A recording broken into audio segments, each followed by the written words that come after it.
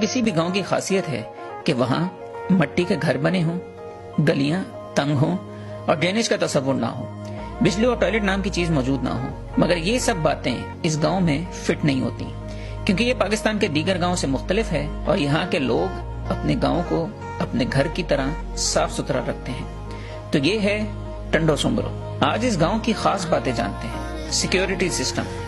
یہ پاکستان کا واحد گاؤں ہے جس کے گرد چاروں طرف 10 فٹ بلند دیوار موجود ہے۔ یہ دیوار 18 ماہ میں 20 ملین کی لاگت سے مکمل ہوئی۔ اس کے دو طرف سیکیورٹی چیک پوسٹ موجود ہے جدھر شناخت کے بغیر داخلہ نہیں ملتا۔ اس گاؤں میں آخری چوری 10 سال پہلے ہوئی تھی اور اس شخص کو بھی گاؤں سے نکال دیا گیا تھا۔ بجٹ 8000 لوگوں کے گاؤں ٹنڈو سمرو کا سالانہ بجٹ تیار ہوتا ہے جس میں ہر سال اضافہ ہوتا رہتا ہے۔ گاؤں کے سب لوگ اس میں اپنی خوشی سے کنٹریبیوٹ کرتے ہیں۔ اس عمل میں شفافیت لانے کے لیے سالانہ کمیٹی کا اجلاس ہوتا ہے جس میں بجٹ خرچ کرنے کی رپورٹ گاؤں والوں کے ساتھ شیئر کی جاتی ہے۔ کنٹریبیوشن کا بڑا حصہ نظامانی کمیونٹی کی طرف سے آتا ہے۔ سیوریج سسٹم سب سے ناقابل یقین چیز یہاں کا سیوریج سسٹم ہے جو کہ انڈر گراؤنڈ ہے۔ یہ حالیہ بارشوں کا منظر ہے جب ہر جگہ پانی موجود تھا، مگر صرف 10 منٹ میں یہ سارا پانی ڈرین کیا جا چکا تھا۔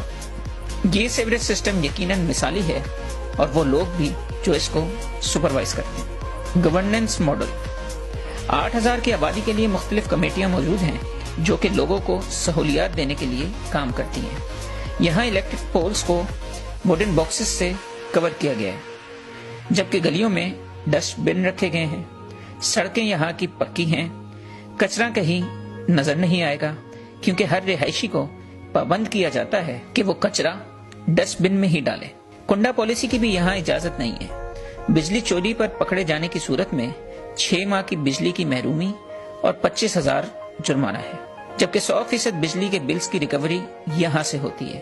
ایجوکیشن ٹنڈو سمرو میں تعلیم کی شرح پاکستان کے دیگر گاؤں اور ٹاؤن سے بہتر ہے۔ یہاں کی یوتھ بنیادی تعلیم گاؤں کے اسکول سے ہی حاصل کرتے ہیں۔ یہاں کا پرائمری اسکول کسی جدید اسکول سے کم نہیں۔ کمیٹی انشور کرتی ہے کہ اسکول کی انرولمنٹ 100% ہو۔ لڑکیوں کے لیے علیحدہ اسکول موجود ہے۔ یہ اس اسکول کی کمپیوٹر لیب ہے جو کہ کسی بھی جدید اسکول سے کم نہیں۔ ہیلتھ یہاں کا ہسپتال پبلک پرائیویٹ پارٹنرشپ کی بنیاد پر چلتا ہے۔ فنڈ سے بہترین ڈاکٹرز کی خدمات لی جاتی ہیں جو کہ 24 گھنٹے موجود رہتے ہیں تاکہ ہر کسی کو بہترین سہولت ملے۔ اب یہاں ایمبولینس بھی موجود ہیں۔ عاصم ایگریکلچرل فارم نظامانی یقین رکھتے ہیں کہ اس فارم کی ڈیولپمنٹ کے اصل حقدار یہاں کے کسان ہیں۔ اس فارم کا شمار پاکستان کے ٹاپ فارمز میں ہوتا ہے۔ یہ ان چند فارمز میں سے ایک ہے جہاں ایگریکلچرل ریسرچرز آ کر فارم کی پروڈکٹس پر ریسرچ کرتے ہیں۔ یہ فارم کیلے، آم اور دیگر پودوں سے بھرا پڑا ہے۔ یہاں کے کسانوں کو دی جانے والی تنخواہیں پورے علاقے میں مثالی ہیں۔ زیادہ پیداوار دینے والے کسان کے لیے مین آف دی ایئر کا ٹائٹل دیا جاتا ہے۔ اس کے علاوہ 25,000 روپے انعام اور بوسکی کی پگڑی ملتی ہے۔ کسانوں کو تفریحی دورے بھی کرائے جاتے ہیں۔ کچھ عرصہ قبل 150 کسانوں کو کراچی کا تفریحی دورہ کرایا گیا تھا۔ 10 لاکھ روپے کے اخراجات انتظامیہ نے خود برداشت کیے تھے۔ تو یہ تھی ٹنڈو سمرو کی کہانی جو پاکستان کے دیگر علاقوں کے لیے ایک مثال ہے کہ ہر چیز کا قصوروار حکومت کو ٹھہرانے کے بجائے اگر کسی بھی علاقے کے رہائشی ایجوکیٹڈ ہوں، متحد ہوں، کمیٹڈ ہوں اور ڈیڈیکیٹڈ ہوں تو وہ اپنے علاقے کی تقدیر خود بدل سکتے ہیں اور اس کو ٹنڈو سمرو بنا سکتے ہیں۔ تو یہ تھی آج کی ویڈیو۔ اپنی رائے سے ضرور آگاہ کیجیے گا اور ہمارے YouTube چینل بھی ضرور سبسکرائب کیجیے گا۔ نیکسٹ ویڈیو تک کے لیے